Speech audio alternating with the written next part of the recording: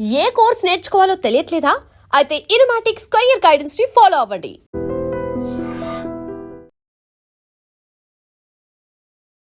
పంతొమ్మిది 1989లో శివ సినిమా తీసి ఇప్పటికీ ఈ గాయపడ్డ సినిమా వల్ల వచ్చేది లేదు పోయేది లేదు. జేడీ బ్రాండ్ అట్టాగే ఉంది. మీ డైరెక్టర్ కశ్యప్ శ్రీనివాస్ గురించి చాలా రియలిస్టిక్గా తన సినిమాలో ఎలా వాడుకోగలడో మీరు ఈ సినిమాలో అక్కడే సెట్లోనే ఒక ముగ్గురు అడ్డం పెట్టుకొని టక్క షర్ట్స్ మార్చేసుకోవడం. క్యారవాన్ ఉన్న చోటు నుంచి స్పాట్కి 10 minutes అండి. అలా నాకు 8 changes ఉన్నాయి. ప్రమోషన్స్లో మీరున్న దగ్గర తరుణ్ భాస్కర్ గారు ఉండట్లేదు, తరుణ్ భాస్కర్ ఉన్న దగ్గర మీరు ఉండట్లేదు. సినిమాలో ఆయన లేయర్ వేరుగా ఉంటుంది, మీ లేయర్ వేరుగా ఉంటుంది. ఇద్దరు కలిసిన ఆ సీక్వెన్స్ షార్ట్స్ కానీ ఏవి చూపించట్లేదు. సినిమాలోనా ఇంటర్వ్యూస్లోనూ అలాగే ఉంది. ఇప్పుడు దాకా ఇచ్చిన ప్రమోషన్ కంటెంట్లోనూ అలాగే ఉంది. ఇక్కడ ఒక గ్యాంగ్స్టర్ ఉన్నారు. అదేనండి, ఇప్పుడు అది ఇచ్చేస్తే మీకు ఏమో చూసేసి మీరు అడిగేవారు కాదు. ఎందుసారి టెన్షన్ పెడుతుండ్రు ఇట్లా మీరు వచ్చినప్పటికి వెళ్ళి అంత టెన్షన్ వస్తుంది. సత్య సినిమాకి సంబంధించి మీరు చాలా విషయాలు చెప్పారు. ఆర్జీవి గారు చాలా విషయాలు షేర్ చేసుకున్నారు. చెప్తే మీకు మజా రాదు, చెప్పమంటే చెప్పేస్తాను. అర్జెంట్గా వచ్చాయన్నారు, వచ్చేసా. నేను అప్పుడే ఆ రోజు దిగాను. ఆ రోజే ఫోన్ చేసి ఎలా అంత సేఫ్గా జరిగిందో జర్నీ అన్నారు. సేఫ్గా జరిగితే ఏంటి, లేకపోతే ఏంటి. మీకు గాయపడ్డ సింహం ఆ కాన్ఫిడెన్స్ ఇచ్చిందా, లేకుంటే ఈ సినిమా తర్వాత మీరు వచ్చిన మార్పు ఏంటి? ఈ సినిమా కన్నా ముందర దయాతో మొదలైంది. ప్రథమ కారణము, ఆఖరి కారణము పదవ సాధన అంటారు కదా. ఒకసారి రక్తానికి అలవాటు పడితే. Hi, welcome to I dream. ఈరోజు మనతో జేడీ చక్రవర్తి గారు ఉన్నారు. ఆయన నటించిన గాయపడ్డ సింహం మే 1వ తేదీన రిలీజ్ కాబోతుంది. ఈ నేపథ్యంలో జేడీ గారితో మాట్లాడి ఈ మూవీ విశేషాలు, అలాగే ఆయన కెరీర్ విశేషాలు, మరిన్ని ఇంట్రెస్టింగ్ విశేషాలు తెలుసుకుందాం. హాయ్ సార్, నమస్తే. నమస్తే అండి. మన టైటిల్ గాయపడ్డ సింహం కాబట్టి మీ సింహం, మీ డెన్ లీడర్ ఆర్జీవి, ఆయన ఒక అతన్ని గాయపరిచాడు. ఎవరినండి?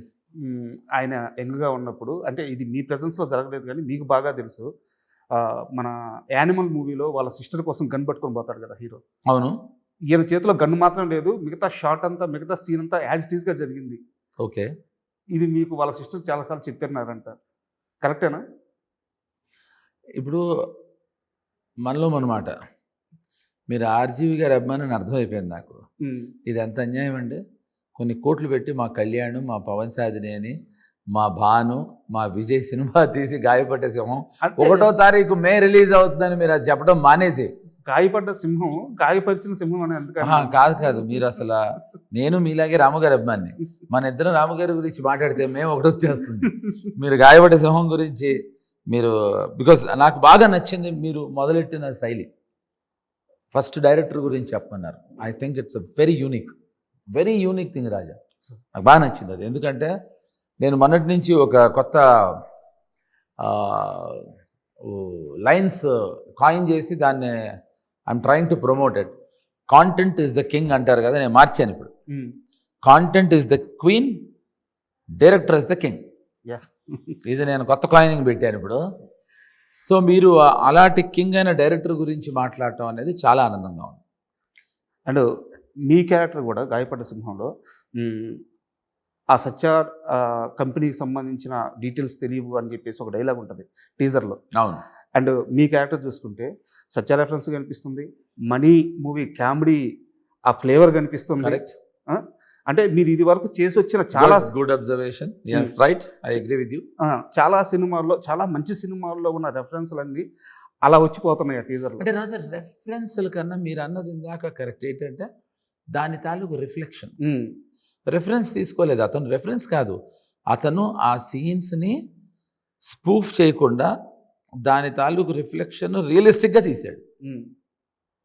ఎస్, మీరు చెప్పిన సినిమాలు అన్నిటివి తాలూకు రిఫ్లెక్షన్స్ కనిపిస్తాయి. నేను ఇంకో వర్డ్ కూడా చెప్తాను. యాక్చువల్గా ఈ మధ్య కాలంలో అజిత్ గారిని గుడ్ బ్యాడ్ అగ్లీ అని ఒక మూవీ వచ్చింది. అజిత్ గారిని అక్కడ ఎంత విపరీతంగా లవ్ చేస్తారో మీకు తెలుసు. ఆయన పాత సినిమాలు అన్నింటిలో నుంచి ఆ స్పాక్స్ అన్నీ తీసుకొని ఆ సినిమా కథే రాసేశారు. ఓ యా. సో నాకు తెలిసి మీ క్యారెక్టర్ కొన్ని తను ఆ ప్రయత్నం చేసిన మాట వాస్తవం. అదే నిజమైతే జేడీ ఫ్యాన్స్కి ఐ ఫిస్ట్. థ్యాంక్ యూ అండి, థ్యాంక్ యూ. తను అలా చాలా, అంటే నా సినిమాలో కొన్ని తీసుకొని సరదాగా దాన్ని చాలా మోల్డ్ చేశాడు. అలాగే ఇంకొన్ని సినిమాల నుంచి కొన్ని అదే నవ్వుతూ అంటూ ఉంటా, అమ్మ నువ్వు సినిమా త్వరగా రిలీజ్ చేయవు బాబు, ఇంకేదైనా సినిమా రిలీజ్ అయ్యి హిట్ అయితే దానిలో కూడా సీన్ తీసేస్తావు నువ్వు ఇప్పుడు అంటూ ఉంటా. స్పూఫ్ చేయకుండా దాన్ని చాలా రియలిస్టిక్గా ప్రజెంట్ చేశాడు. స్పూఫ్ కాదు అది, అది కాదు. కొత్త మేకింగ్. కానీ రియలిస్టిక్గా ప్రజెంట్ చేశాడు, ఒక కొత్త వరవడిలో ఉంటుంది. చక్రిని గాయపడ్డ సింహం మూవీ చాలా మార్చింది, అతని అప్రోచ్ని మార్చింది. ఎందుకంటే నేను బర్త్డే రోజు మిమ్మల్ని చూశాను, చాలా చూజీగా చాలా సెలెక్టివ్గా ఉండే చక్రి ఆ రోజు చెప్పిన మాట, ఇకపైన నేను స్పీడ్గా సినిమాలు చేస్తాను మీరు చెప్పారు అన్నమాట. కరెక్ట్, నేను చెప్పాను, నాకు గుర్తుంది. అంటే మీకు గాయపడ్డ సింహం ఆ కాన్ఫిడెన్స్ ఇచ్చిందా, లేకుంటే ఈ సినిమా తర్వాత మీలో వచ్చిన మార్పు ఏంటి? నాకు ఈ సినిమా కన్నా ముందర దయాతో మొదలైంది అది.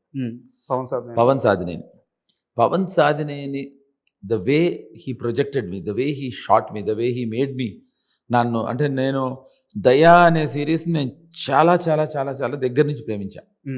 దానికి ప్రథమ కారణము ఆఖరి కారణము Pavan Sadhineni I feast is దయా.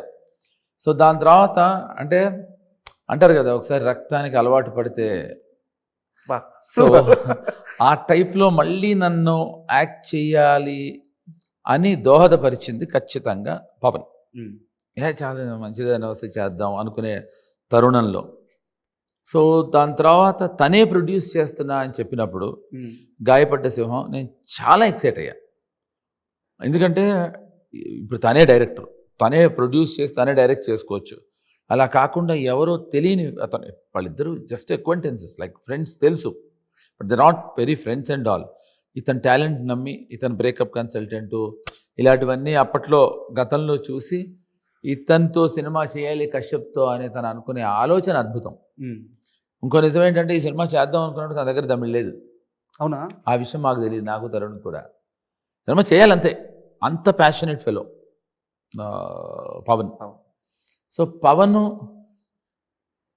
స్టార్ట్ అయిన దయ గాయపడ్డ సింహానికి మళ్ళీ అది ఇందాక నేను అన్నట్టు దోహదపడింది. సో అంటే వెయిటింగ్ సమయం, ఎందుకంటే నేను పొలుస్తున్నాను అనుకోవద్దు ప్లీజ్.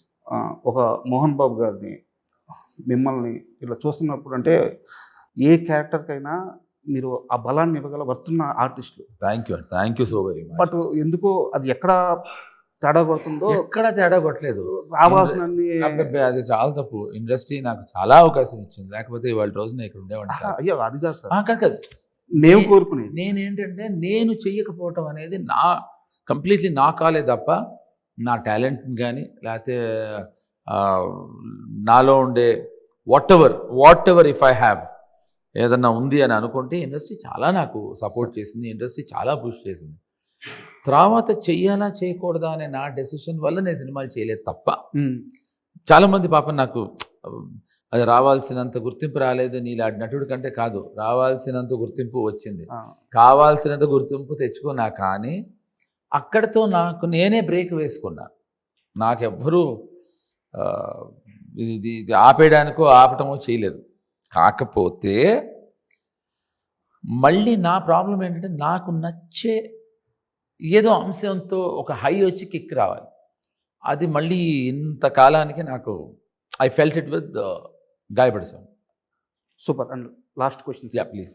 అండ్ మెగాస్టార్ చిరంజీవి గారి విషయంలో మీరు ఎంత పెద్ద అభిమానం ప్రత్యేకంగా చెప్పాల్సిన అవసరం లేదు. Big fan. బట్ ఏదో ఒక వర్క్ కంప్లీట్ కావట్లేదు సార్ మీ ఇద్దరి మధ్య. అంటే ఎగ్జాంపుల్స్ చెప్తాను. అన్నయ్య సినిమాలో మీరు చేయాల్సింది, అవును, మిస్ అయింది. మిస్ అవ్వడం కాదండి బాబు, నన్ను శ్రీకాంత్ని అడిగారు. శ్రీకాంత్ అడిగితే వాడు చేస్తా అన్నాడు. ఏ ధైర్యంతో? నేను ఖచ్చితంగా చేయను అనుకున్నట్టు వాడు నాకు చెప్పాడు ఫోన్ చేసి, అదేంట్రా చేస్తా అన్నట్టు. ఊరికరా చిరంజీవి గారితో ఎందుకు చేయనన్నా. కాదురా నువ్వు చేయవనే ధైర్యంతో. యాక్చువల్గా ఏంటంటే శ్రీకాంత్ అప్పుడే ఇండివిజువల్గా సినిమాలు చేయడం మొదలెట్టి ఎంతవరకు కరెక్ట్ అని నాకు తెలియదు. వాడి రీజన్ నాకు గుర్తులేదు, ఇప్పుడు నేను చెప్తే కూడా తప్పు. వాడు ఆ మాట అన్న తర్వాత నేను చేస్తా అన్నారు, నాకేం అభ్యంతరం లేదు ఆయనతో చేయడానికి, because I'm huge fan. So అలా ఏదో శ్రీకాంత్ వెళ్ళి ఆయనకి, సార్ నేను కొన్ని కారణాల వల్ల చేయలేను అని వాడు డ్రాప్ అయ్యాడు. అప్పుడు నేను వాడు చేస్తే బాగుంటుంది కనుక అప్పుడు ఇంకా వేరే అని అలా, అంతే తప్ప నేను చేయను లేదు. సో ఇది ఫస్ట్ క్లారిఫికేషన్. అండ్ ఇంకో నా క్వశ్చన్ కూడా ఇంకా కంప్లీట్ అవ్వాలి. సెకండ్ థింగ్ ఏంటంటే నేను కరెక్ట్ అయితే ఓకే, రాంగ్ అయితే అది కరెక్టే మీరు చెప్పేది, నాకు అర్థమైంది. మీరు చిరంజీవి గారి చేత ఓపెన్ చేసి మీరు డైరెక్టర్ అదే అన్న. మహాత్మా గాంధీ అని అదే అన్న, అందుకే తెలిసి నాకు అదే అడుగుతున్నా. Yeah, Mahatma Gandhi autobiography so start చేశారు అంటే ఐ మీన్ కార్యక్రమం అయితే ఓపెన్ అయింది. కాదు, సినిమా 80% షూట్ అయిపోయింది. సో అది కూడా కంప్లీట్ అవ్వలేదు. అది కూడా ఆగిపోయింది. నేచర్ ఏదో ఒక బిగ్ వర్క్ మీ ఇద్దరి మధ్య కోరుకుంటుంది. అంటే నా ఉద్దేశం ఏంటి చెప్పనా, అవి చేస్తే అక్కడతో రుణానుబంధం తీరిపోతుందేమో, కాబట్టి చేయకుండా I think it is taking, as you rightly said, maybe there is something big in store. ఎందుకంటే నేను హ్యూజ్ ఫ్యాన్. సో ఆయన్ని నేను ఫస్ట్ టైం చూసినప్పుడు ఎలా ఎక్సైటింగ్గా ఫీల్ అయ్యాను, ప్రతిసారి ఇప్పటికి కూడా అంతే ఎక్సైట్మెంట్ ఫీల్ అవుతూ ఉంటాను. సార్ ఫైనల్గా ఫస్ట్ ఆఫ్ ఆల్ మీకు థ్యాంక్ యూ. ఎందుకంటే అయ్యో థ్యాంక్స్. శ్రీనివాస్ కశ్యప్ లాంటి ఒక యంగ్ డైరెక్టర్కి మీరు చాలా సపోర్ట్గా నిలిచారు ఈ మూవీలో. థ్యాంక్ యూ అండి. సో అలా న్యూ ఏజ్ డైరెక్టర్కి మీలాంటి ఆర్టిస్టులు తోడుగా ఉంటే నిజంగా మ్యాజిక్ జరుగుద్ది, నేను బలంగా నమ్ముతున్నాను. Thank you. సో మూవీ పెద్ద సక్సెస్ అయిన తర్వాత ఒక మరి కంప్లీట్ ఇంటర్వ్యూ మనం చేయాలి. 100%. అప్పుడు ఇంకా చాలా విషయాలు నేను బయలు చేస్తాను. Thank you sir. Thank you very much. Thanks a lot.